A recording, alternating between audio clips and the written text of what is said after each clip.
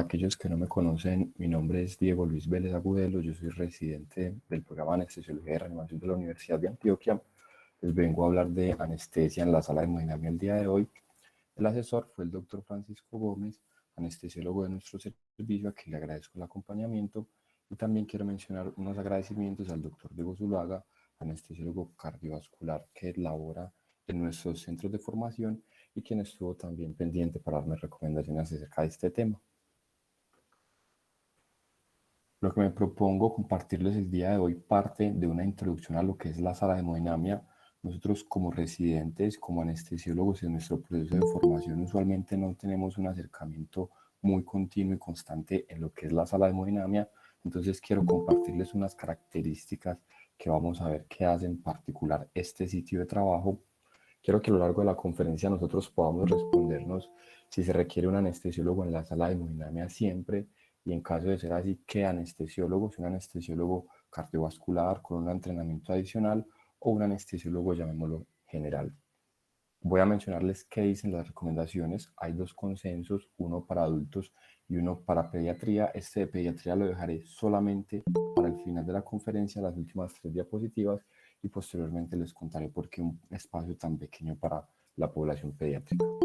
Quiero mencionarles algunas consideraciones de procedimientos que se hacen en sala de hemodinamia y en sala de electrofisiología, tal vez los más frecuentes y a los que probablemente nos vayan a llamar para asistir a los pacientes. Finalmente, dar unas conclusiones concretas acerca del tema. Yo quise iniciar la presentación con esta imagen, que es una imagen que me pareció bastante llamativa.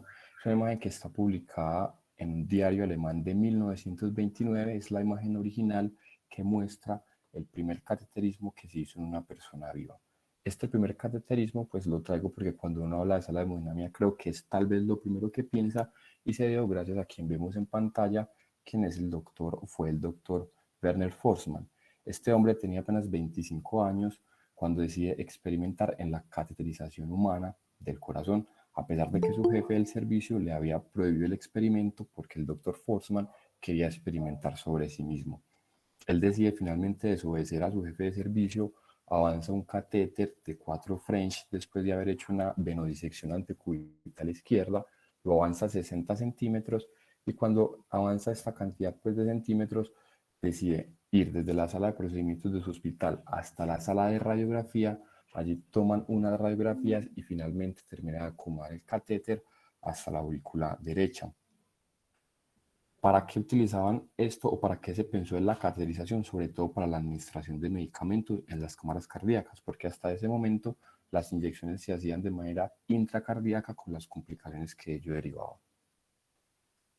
Algo que les quiero contar adicional sobre cómo ha avanzado este tema de la cateterización en humanos. Entonces, unos años antes el fisiólogo francés había acuñado el término de cateterización cardíaca porque lo había hecho ya en animales. En 1941, gracias a la cateterización que había hecho el doctor Forssmann, los doctores Cornell y Richards logran medir el gasto cardíaco. Hay que mencionar la aparición del catéter con balón para la cateterización de la arteria pulmonar. En 1974 apareció la primera angioplasta periférica con balón en humanos, y en el 77 se realizó este procedimiento en un humano despierto. En 1987 aparece el primer latinoamericano como en la historia importante de la cateterización, y fue el doctor Julio Palmas, un argentino que reportó el primer uso de stents para manejo de la enfermedad coronaria. Finalmente, uno de los grandes avances se dio ya en este siglo, en el 2002, el doctor Alan Kriver, quien realizó el primer TAVI, y es un procedimiento que vamos a mencionar más adelante. Les quise traer primero una foto de la sala de hemodinamia y de por qué es importante hablar de esto, qué características tiene. Vemos que es un espacio diferente al espacio que estamos habituados al quirófano, un espacio que va a tener más dispositivos y que sobre todo puede generar incomodidad en el anestesiólogo porque se pensó inicialmente para la comodidad de los intervencionistas. Son ellos los que están cerca del paciente, son ellos los que van a manejar la mesa de intervencionismo y el arco en sí. Entonces, una de las consideraciones es que el acceso al paciente y a la vía aérea sobre todo se puede tornar difícil si nosotros no lo hemos planeado, que vamos a necesitar probablemente unas extensiones de medicamentos más largas, así como unos tubos de vía aérea o unos circuitos de vía aérea mejor más largos para evitar que haya accidentes cuando ellos estén moviendo todo esto. Otra de las consideraciones importantes es que la población va a ser bien heterogénea. Vamos a tener desde población neonatal hasta adultos con bastantes años y bastante enfermos. Es un lugar en el que hay bastante exposición a radiación. Desde que el anestesiólogo va a la sala de hemodinamia se ha aumentado en 2 veces la radiación a la que ha estado expuesto. Y una cosa muy importante es que es un lugar que usualmente queda lejos de la sala de cirugía. Actualmente en el mundo hay salas que se conocen como salas híbridas, en las que después de un intervencionismo ahí se podría hacer una cirugía cardiovascular en caso de ser necesaria, pero en nuestros centros de formación y en general en nuestro entorno nosotros no contamos con esa sala. Es decir, en caso de complicaciones y una intervención emergente tenemos que trasladar de manera rápida y bajo protocolos a esos pacientes a la sala de cirugía. Y una cosa bien importante es que si bien estamos en un equipo interdisciplinario, con varios especialistas con los que tenemos que aprendernos a comunicarnos muy bien, no vamos a tener un colega en anestesiología experto en vía aérea que nos ayude de manera pronta si tenemos una crisis en el manejo de la vía aérea. El entorno, usualmente vamos a tener un entorno físico y un recurso humano poco conocido, entonces la invitación al momento de ir a la sala de hemodinamia es sobre todo empezar con buena comunicación con este equipo de trabajo. Se le ha preguntado a los anestesiólogos, este estudio es del 2020 en India y lo traigo de allí porque en nuestro medio no contamos con estudios locales de cómo se siente el anestesiólogo cuando va a la sala de hemodinamia. Y esta encuesta la respondieron 116 anestesiólogos cardiovasculares, en los que alrededor del 30% dice que no se siente cómodo cuando va a trabajar a la sala de hemodinamia, y muchos de ellos ni siquiera cuentan con una máquina de anestesia. Y si vamos a la sala de hemodinamia como anestesiólogos, debemos pensar y propender por tener todas las herramientas para poder realizar nuestras labores de manera adecuada.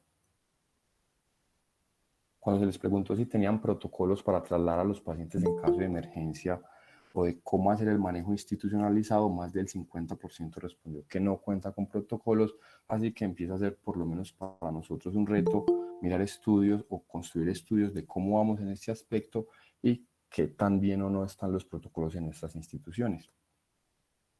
Cuando uno habla de anestesia en la sala de hemodinamia, está hablando de lo que es anestesia fuera de quirófano. Y tenemos una revisión de más de 12 millones de casos que nos mostró que los pacientes que van por fuera de quirófano son pacientes mayores, pacientes que usualmente están más enfermos. Mire cómo el 20% de los pacientes que va a anestesia fuera de quirófano es ASA4, comparado con apenas un 7% de pacientes ASA4 que son los que van a anestesia en quirófano.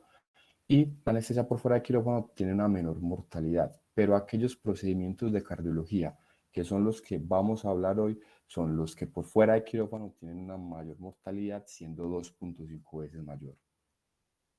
Propiamente de cómo se comportan los eventos adversos y cuáles son las características en la sala de hemodinamia, tenemos una revisión de aproximadamente 19.000 procedimientos que se hizo para mirar qué características y eventos adversos había en el cateterismo cardíaco de pacientes con enfermedades cardíacas congénitas. Fueron procedimientos tanto diagnósticos como terapéuticos, o incluyó todas las poblaciones, desde niños hasta adultos, y nos quisieron mostrar qué eventos adversos presentaron en los primeros 30 días. Lo primero que nosotros vemos en esta gráfica es cómo de manera importante, solo en 2 años, desde el 2011 hasta el 2013, creció de manera dramática la cantidad de procedimientos y la cantidad de sitios que realizan procedimientos de cateterismo en pacientes con enfermedades congénitas cardíacas.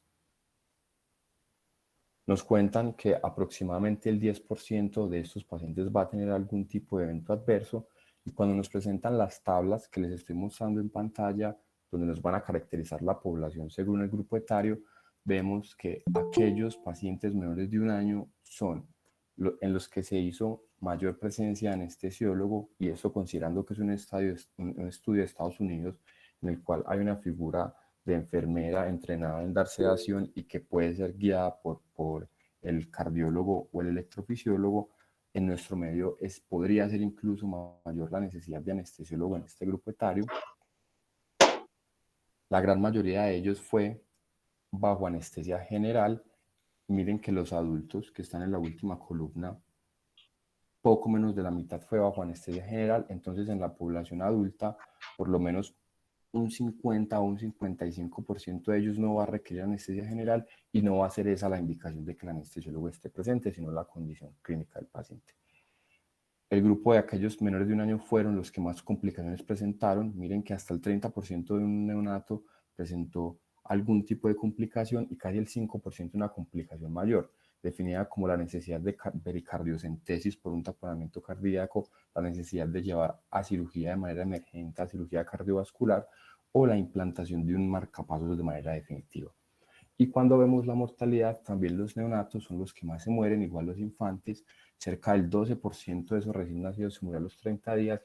Y con esto quiero ya empezar a dejar un mensaje de qué grupo etario es el que hay que cuidar más, el que se complica más, tal vez el más complejo desde la parte hemodinámica, y por eso usualmente va a ser un grupo del que debe estar encargado un anestesiólogo especialista en enfermedades cardíacas congénitas o un anestesiólogo cardiovascular. Por eso es poco lo que vamos a hablar de este grupo al final de la charla.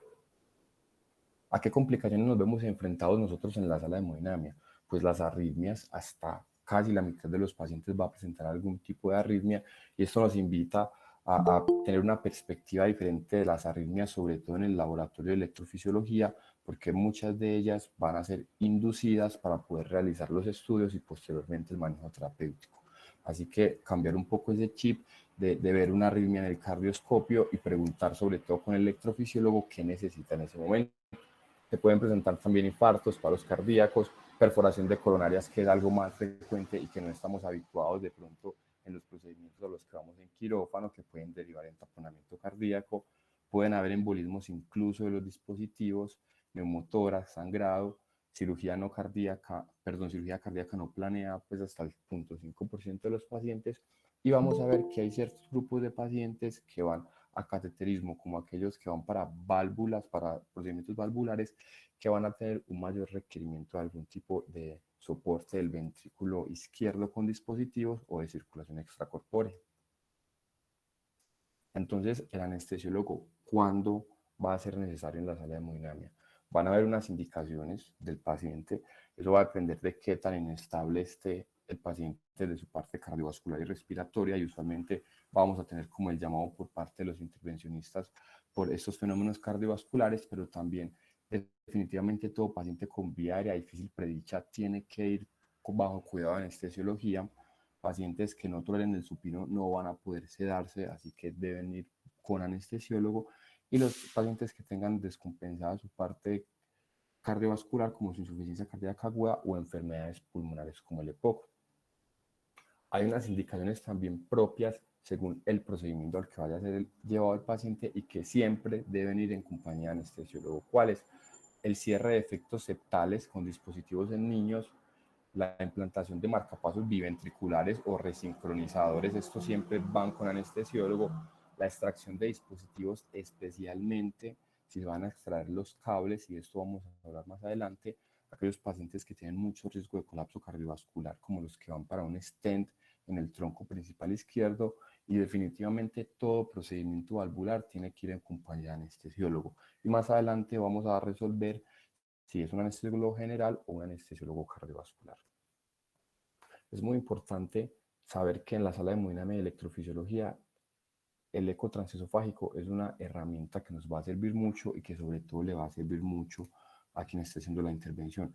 Entonces, usted debe saber si tiene un entrenamiento o no adecuado para definir las ventanas que le solicite el intervencionista, y debe preguntar antes de ir allá si él va a hacer una ecografía intracardíaca o si lo que necesita es una ecografía transesofágica. Y pues, si usted no tiene las herramientas para hacerlo, no debería ir porque va de pronto a dificultar el procedimiento por parte del intervencionista.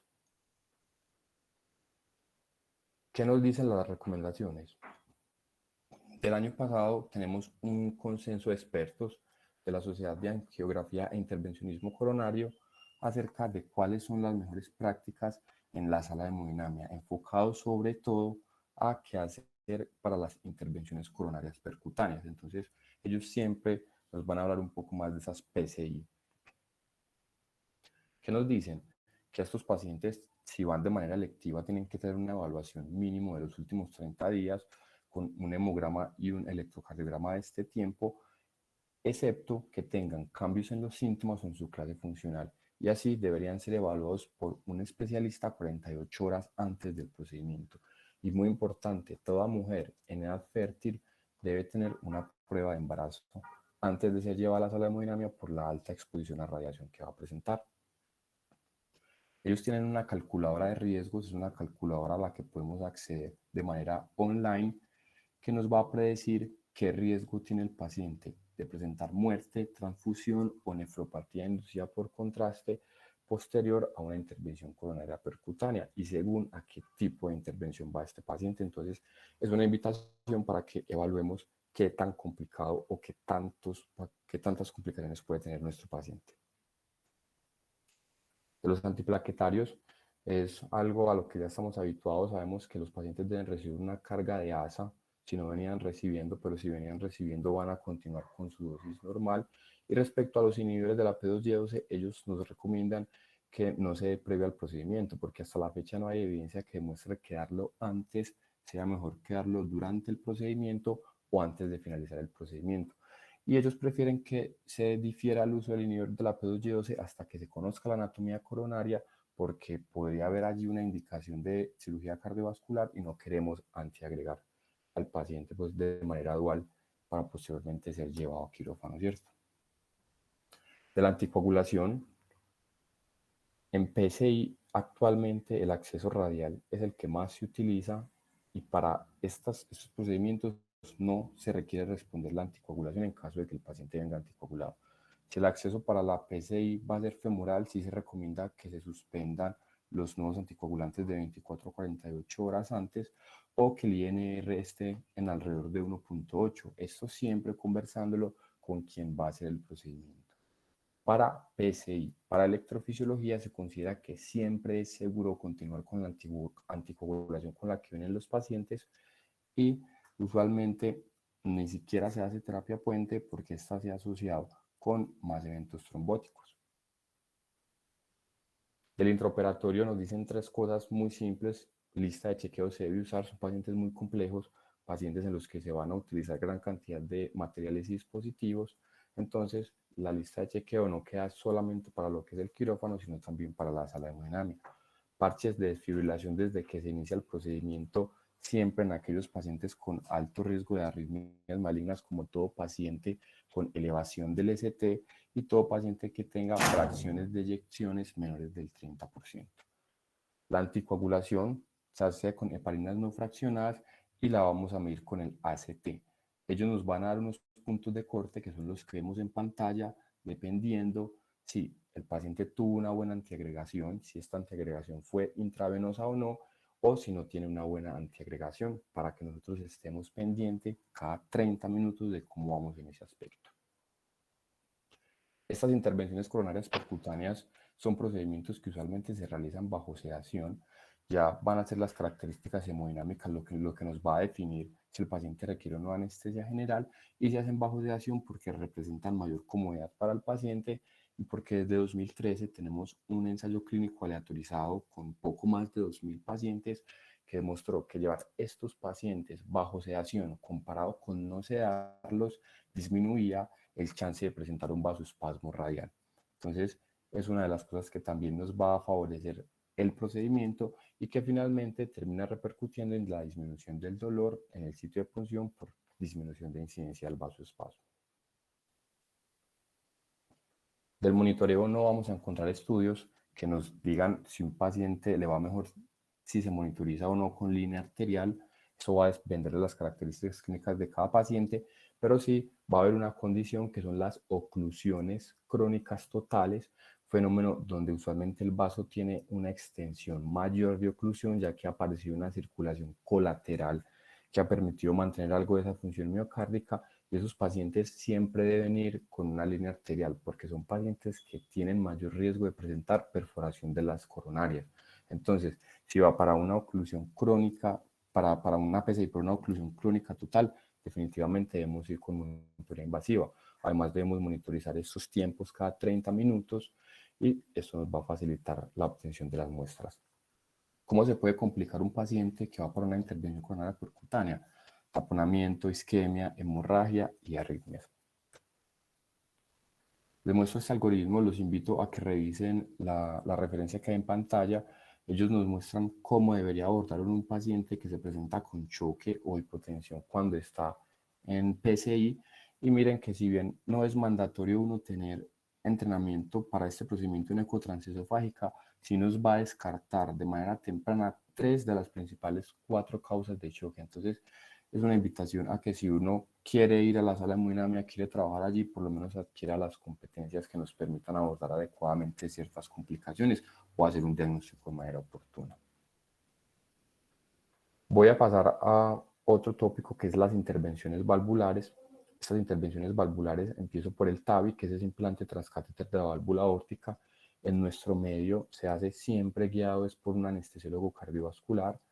Son procedimientos que se hacen bajo anestesia general porque es más cómodo la monitoría y facilita el despliegue valvular, aunque recientemente del año pasado, del 2020, perdón, un estudio del grupo de Cleveland que trabaja bastante con esto mostró que no usar ecotransesofágica era no inferior a usar ecotransesofágica, y es uno de los cambios en los que se puede estar dando ahorita respecto a este manejo, al igual que la indicación de anestesia general, porque recientemente se ha demostrado que la sedación vigilada por anestesiólogo se ha relacionado con menos delirium y menos estancia hospitalaria que aquellos que son llevados con anestesia general, sin diferencias en la mortalidad.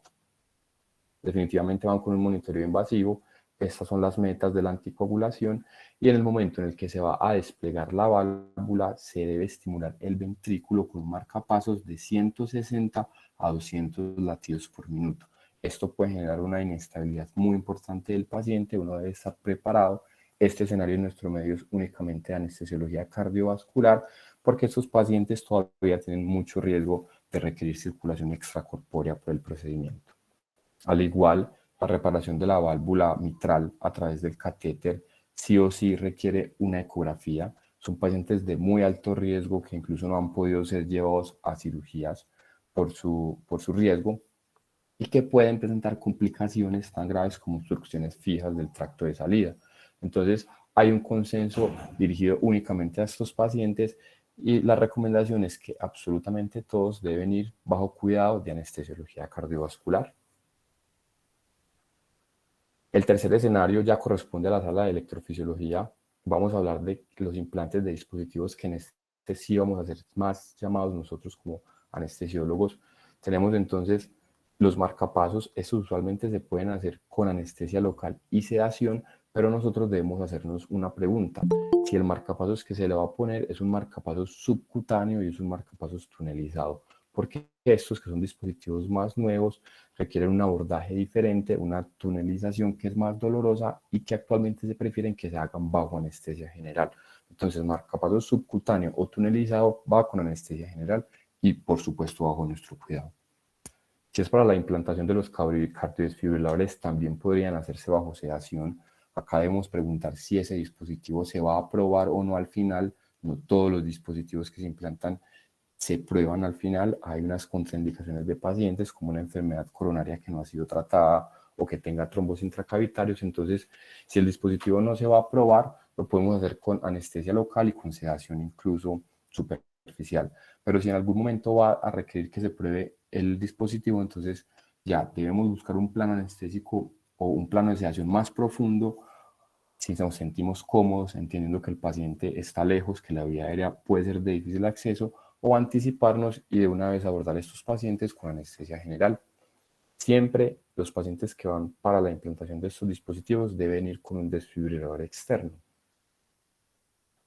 De los resincronizadores cardíacos se les ponen usualmente a pacientes que están muy enfermos, pacientes con fiebre deprimida y que además persisten sintomáticos. Usualmente esta es como la indicación, y van a tener una particularidad: son unos dispositivos que se demoran más en ponerse porque el intervencionista debe ir a través del seno coronario para finalmente ubicarse en el ventrículo izquierdo, y usualmente se hacen bajo sedación profunda y bajo anestesia general. Y cuando nos llamen para un retiro de dispositivos, nosotros qué debemos preguntarnos. Si es solamente el dispositivo lo que se va a quitar, vamos a preguntar hace cuánto tiempo lo tiene. Si tiene menos de 12 meses, usualmente se pueden hacer bajo anestesia local. Si tiene más de 12 meses, ya el tejido fibrótico alrededor del dispositivo puede complicar el procedimiento y se busca hacer entonces esto bajo anestesia general. Y si lo que va a hacer el equipo de intervención es retirar los cables, es un procedimiento que se debe hacer bajo anestesia cardiovascular, porque el retiro de cables es un procedimiento que tiene más complicaciones, más riesgo de ruptura cardíaca y de circulación extracorpórea. Así que si es retiro de cables, va por anestesiología cardiovascular. ¿Qué puede pasar en estos escenarios? Pues que haya perforación cardíaca y deriven en un taponamiento, que se presenten neumotoras, embolismos incluso de los dispositivos e infartos agudos del miocardio. El cuarto escenario, las ablaciones con catéter, son procedimientos molestos para el paciente. Algunos de ellos van a requerir más inmovilidad que otros. Solo ver estas dos cosas ya le hace pensar a uno en que probablemente vayan bajo anestesia general, pero se debe preguntar una cosa antes de definir si anestesia general o no, y se debe conversar con el equipo de electrofisiología. Si la arritmia es una arritmia focal o si la arritmia es una arritmia por reentrada, porque las arritmias focales usualmente son más sensibles a la supresión por anestésicos. Y si durante el procedimiento se debe inducir la arritmia y buscar ese foco, probablemente el electrofisiólogo no se sienta muy cómodo y en ocasiones pide que no se le dé anestesia general todavía, sino una sedación un poco superficial.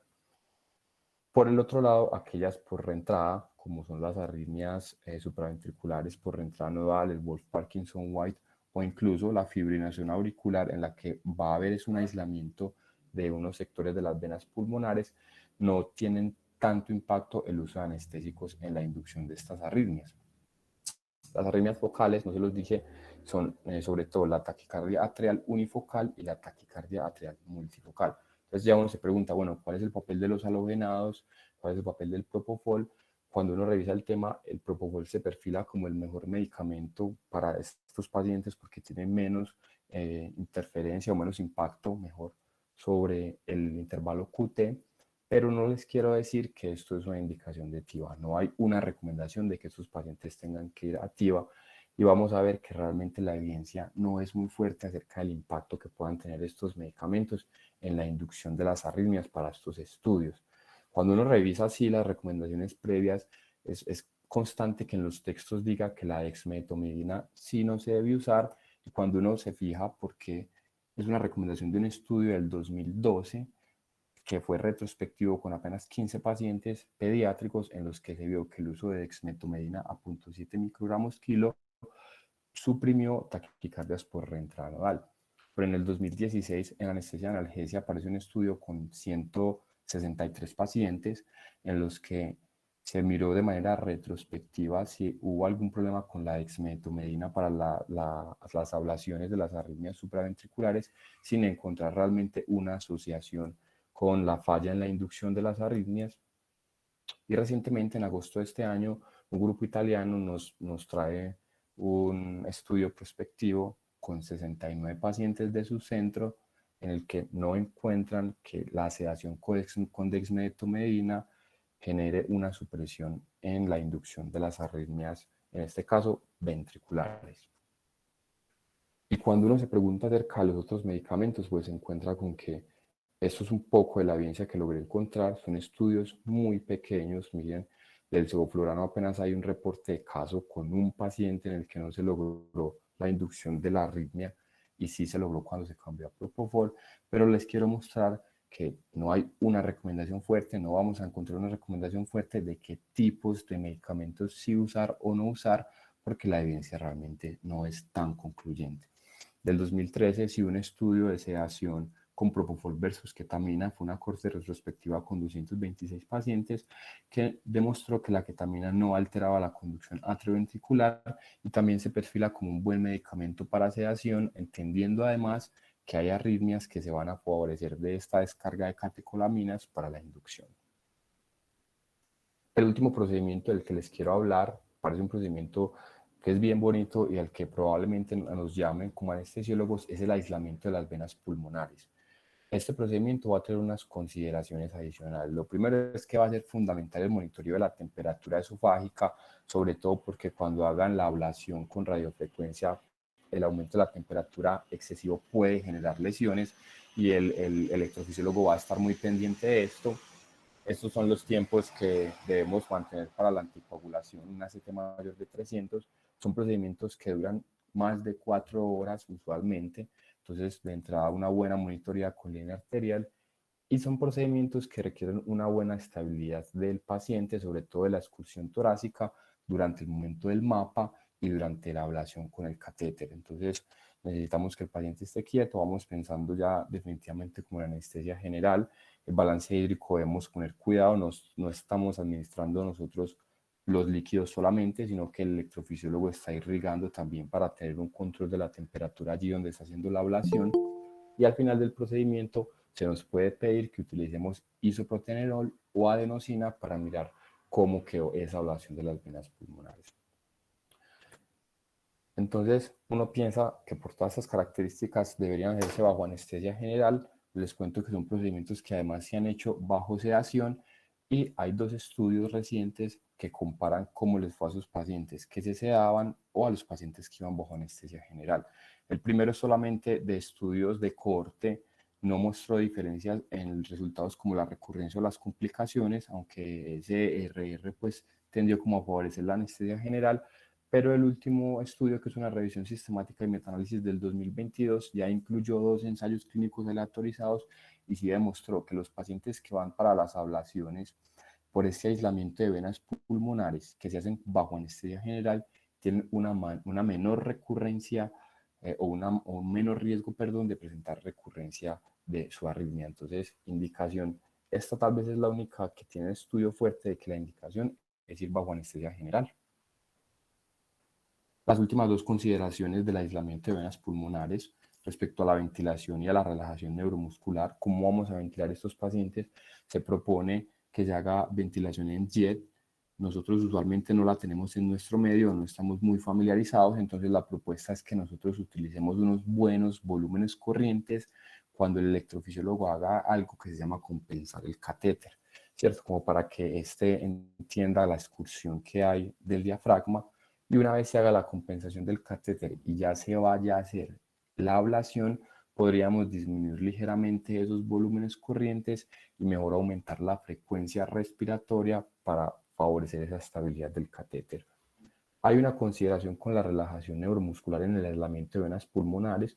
Nosotros no estamos familiarizados con eso, no tenemos por qué saberlo, pero sí tenemos que preguntarle al electrofisiólogo si considera que podemos relajar o no nuestro paciente con los relajantes neuromusculares no despolarizantes. ¿Por qué? Porque cuando ellos hacen una lesión del ostium del lado derecho, usualmente tienen que mirar la neuroestimulación del nervio frénico para evitar lesión del frénico, entonces nosotros no deberíamos haber dado relajantes en este caso. Los puntos claves que les quise traer: el anestesiólogo no cardiovascular, qué procedimientos debe empezar a estudiar más para enfrentarse a ellos, porque son de pronto los que están bajo nuestro cuidado, son las PCI, la inserción de marcapasos y los cardiodesfibriladores, y la ablación de las venas pulmonares. También usualmente nos piden nuestra intervención. ¿De qué va a depender? Que en algunas ocasiones el electrofisiólogo no está haciendo una eco intracardíaca, sino que pide eco transesofágica, y eso debemos aclararlo antes de nosotros ir a hacer el procedimiento.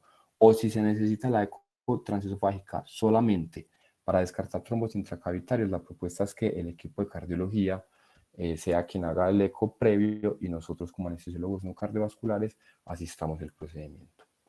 ¿Cuáles definitivamente sí o sí van por anestesiólogo cardiovascular? Todo procedimiento valvular, todo procedimiento en el que vaya a haber una extracción de cables, los pacientes que van para ablaciones de arritmias ventriculares por el alto riesgo de colapso. En general, los niños van bajo anestesiología cardiovascular o pediátrica, y definitivamente todo paciente con cardiopatías congénitas debe ir bajo el cuidado de ellos. Las últimas 3 diapositivas que les quería compartir, pues no quería dejar a la población pediátrica por fuera, siento que además tenemos como una deuda bien grande acerca de la formación en este aspecto. Hay un consenso del 2016 también de la Sociedad de Angiografía e Intervencionismo Coronario, en asociación pues con la Sociedad Pediátrica Americana de Pediatría, perdón, y de cardiopatías congénitas. Ellos nos dicen que nosotros debemos identificar los pacientes que más riesgo tienen en el momento de la intervención. ¿Cuáles son? Son los pacientes con fisiología de ventrículo único, los pacientes con hipertensión pulmonar, que tenga estenosis aórtica o mitral son pacientes de alto riesgo, cierres de defectos septales o septicemías. Todos estos pacientes van por un anestesiólogo cardiovascular, idealmente por un anestesiólogo en entrenamiento pediátrico cardiovascular. ¿Qué nos proponen ellos? Este score, que los inviten cuando nos llamen a la sala de hemodinamia a hacer un niño, pues cojamos este score y miremos si nosotros tenemos o no las competencias para hacerlo. Va a incluir parámetros como la edad, el peso, a qué tipo de procedimiento va. Miren que el hecho de ir a un procedimiento acá intervencionista ya nos da 3 puntos, entonces si se le va a hacer una intervención ya debería ir por otro tipo de especialista, como les voy a mostrar, porque ellos nos dan una tabla. Según el score de CRISP que nosotros hagamos, tenemos que el solo hecho de que el niño vaya para una intervención por catéter debería hacerlo por un anestesiólogo que ya tenga experiencia en la sala de hemodinamia y en el manejo de niños con cardiopatías congénitas. Si a eso le sumamos cualquiera de las otras características, definitivamente debe ser hecho por un anestesiólogo cardiovascular o cardiovascular y pediátrico. Es por eso que solo les traigo esta diapositiva de las recomendaciones en el manejo de estos niños durante el procedimiento que estemos realizando. Si, digamos, es un CRIS bajo y nos invitan a nosotros a hacer el acompañamiento, entonces no hay una recomendación acerca de qué anestésico utilizar. Los líquidos debemos ser muy cuidadosos. Estos niños van a tener una fisiología cardiovascular diferente, entonces no podemos tener una sobrecarga, considerando además el volumen que se le ponen los medios de contraste a estos niños tan pequeños. Todo paciente con fisiología de ventrículo único o que tengan patologías de hipoflujo pulmonar como la tetralogía de Fallot deben ir con hematocritos superiores de 40. Y finalmente, la estrategia de ventilación, no hay estudios que nos demuestren que una sea superior a otra, pero sí debemos garantizar una buena ventilación, usualmente bajo ventilación mecánica, porque las alteraciones en las presiones parciales, tanto de CO2 como de oxígeno, nos pueden cambiar de manera dramática la fisiología cardiovascular de estos pacientes. Para concluir entonces, definitivamente la sala de hemodinamia es un escenario completamente diferente al quirófano que nos va a plantear unos retos diferentes a los que nosotros debemos empezar a abordar, a familiarizarnos. Aquellos anestesiólogos no cardiovasculares deben conocer muy bien qué procedimientos pueden abordar y qué procedimientos no pueden abordar, o qué entrenamiento adicional como anestesiólogo no cardiovascular requiere para facilitar el procedimiento y cuidar al paciente. Y definitivamente considero que en este escenario en el que no estamos habituados a ir, en el que va a haber un equipo de varios especialistas, es imprescindible trabajar en la comunicación con todo el equipo para mejorar los desenlaces de intervención. Muchas gracias a todos los asistentes. Esta era la conferencia que les traía para hoy.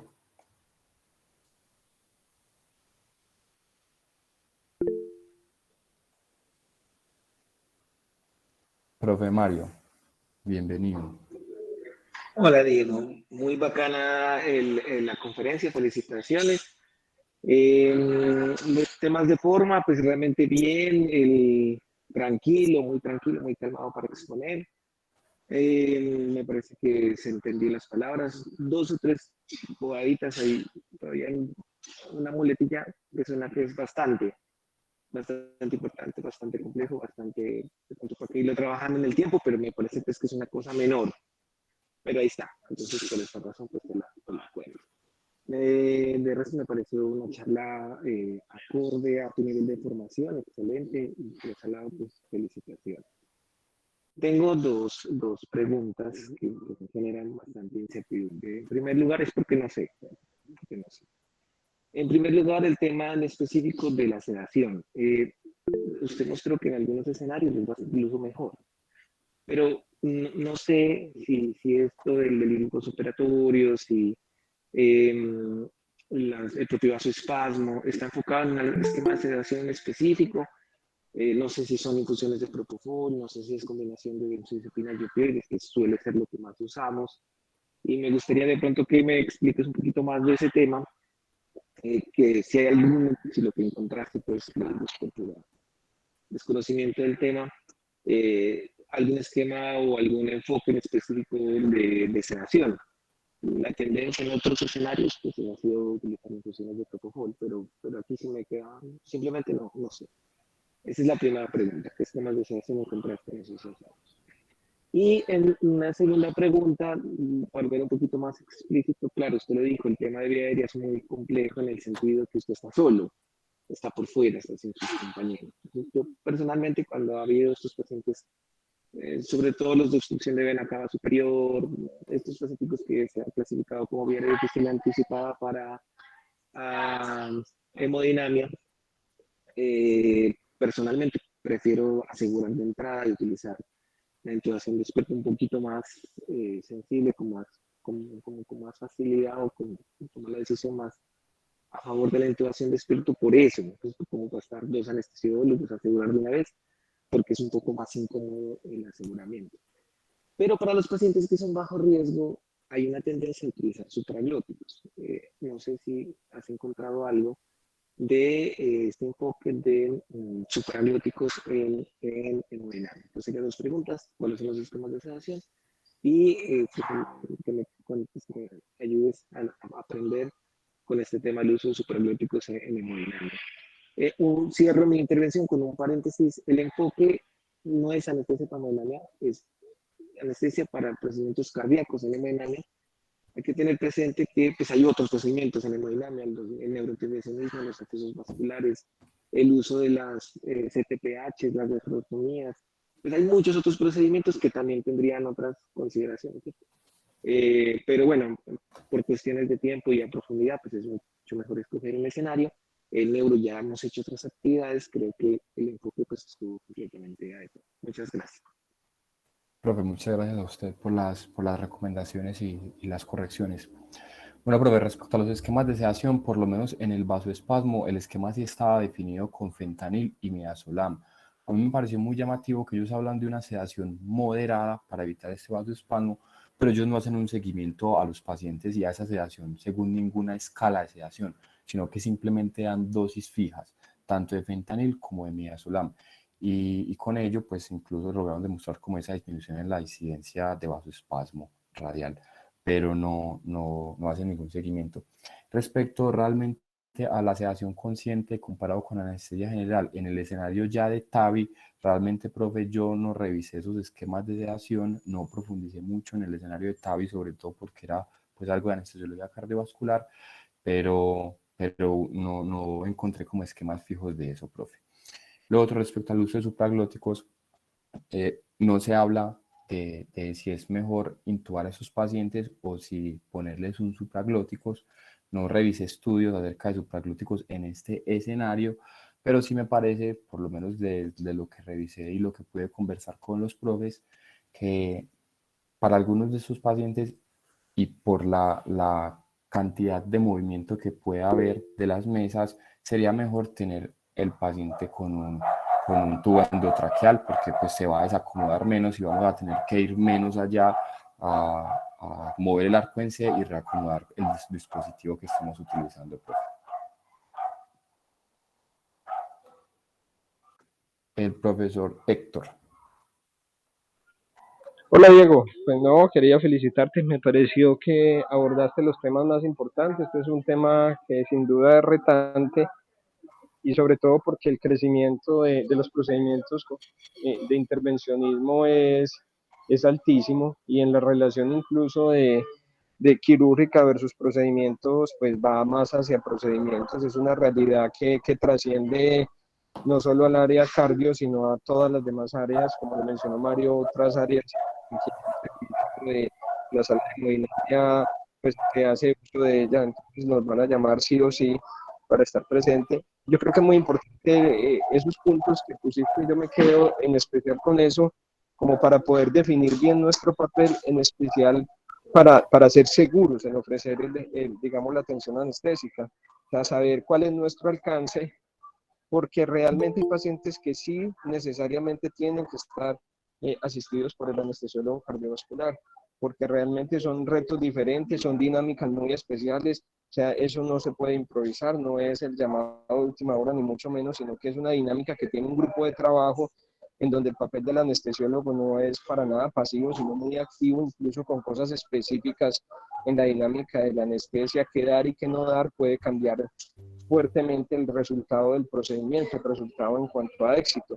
Entonces realmente eso sí tiene un impacto importante saber hasta dónde llegamos, pero tampoco llegar al punto de negar la asistencia a procedimientos en que sí tenemos que estar prestos a darlos, en especial en los horarios en donde se van a presentar urgencias, porque quienes ofrecen estos tipos de servicios, pues sí o sí van a tener también la posibilidad de tener urgencias, y ahí el anestesiólogo general, incluso en situaciones donde el cardio debería estar llamado, pero no está disponible en el servicio y la cosa apremia, entonces realmente sí tiene mucha cabida que tengamos, digamos, sensibilidad en el tema, y me gustó que en especial me hicieras énfasis en ese aspecto, porque realmente hacia allá van las cosas.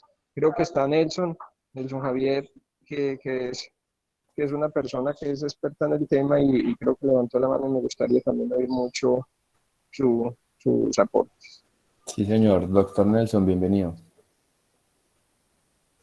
Muchas gracias por la generosa invitación. Un saludo muy especial a todos mis profes, en especial al doctor Francisco Gómez y al doctor Héctor Arroyave, y a todos muchachos. De verdad muy contento de estar aquí. Diego, hiciste una presentación que fue un lujo. Para mí fue realmente ilustrativa. Hiciste un recorrido muy ameno por cada uno de los escenarios, y yo me llevo muchas cosas. De verdad, ojalá pudiera tener la habilidad de persuasión con la que expusiste esos temas.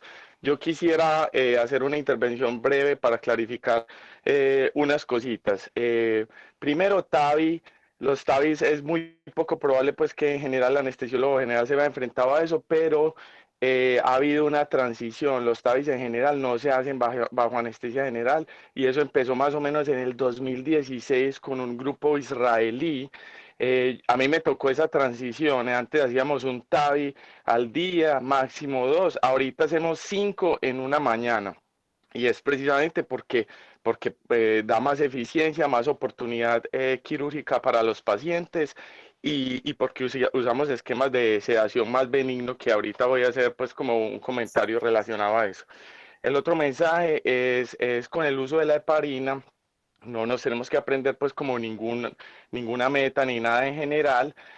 Para los procedimientos de hemodinamia son en general por encima de 250 o 300, pero la invitación es que tengan una comunicación muy adecuada con su grupo y sigan los protocolos institucionales, o pregúntele al hemodinamista en cuánto quiere el ACT, y ese tipo de comunicación pues permite mantener pues las metas en ese sentido.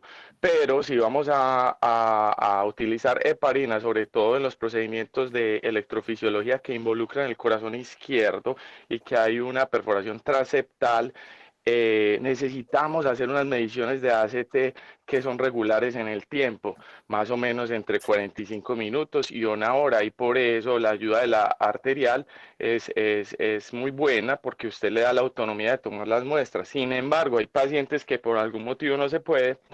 Entonces hablan con el hemodinamista para que les pase las muestras y se puedan correr el ACT. Y en ese orden de ideas, una familiarización también con el uso de protamina para que puedan revertirlo si es necesario al final del caso. En electrofisiología tú mostraste estudios que comparaban sobre todo para venas pulmonares, anestesia general y anestesia local, digamos con unos resultados un poquito contradictorios, o por lo menos polémicos. Yo quisiera mencionar es que sin lugar a dudas la anestesia general es la apropiada, porque inclusive los estudios que mostraste tienen intencionalmente desenlaces que son puramente clínicos y no centrados en el paciente. Nadie se aguanta 4 horas en la misma posición, por muy buena sedación que le den. Entonces uno va a empezar a luchar con pacientes que son obesos, que tienen a obstruirse porque tienen apnea del sueño, etcétera, con dosis incrementadas de medicamentos, y al último vas a terminar en una anestesia general pues que no era planeada. Entonces desde el principio, por muchas razones, en venas pulmonares, anestesia pulmonar, anestesia general. Y si van a hacer crioterapia, muy importante no usar relajantes del larga acción por la estimulación que van a hacer sobre el diafragma. Y el último comentario va relacionado con los cardioresincronizadores. Es una situación, y también parte con las venas pulmonares. Muchos de estos pacientes tienen problemas con fallas cardíacas diastólicas o corazones muy rígidos, entonces no tolera mucho el volumen. Los electrofisiólogos o los hemodinamistas a veces para barrer el contraste y todo lo que tienen que hacer usan muchos volúmenes. Ustedes tienen que tratar de ser un poquito conservadores en el uso de líquidos porque pueden precipitar falla cardíaca, sobre todo después de procedimientos de 4 horas en las que tanto anestesia como electrofisiología pues están dando líquidos. Y por último me quiero referir brevemente a los medicamentos. No hay una recomendación clara de medicamentos. Obviamente utilizar menos y los más conocidos es mejor, pero ojalá los de corta acción, y en ese orden de ideas los que mejor perfil tiene son propofol y remifentanil. Muchas gracias.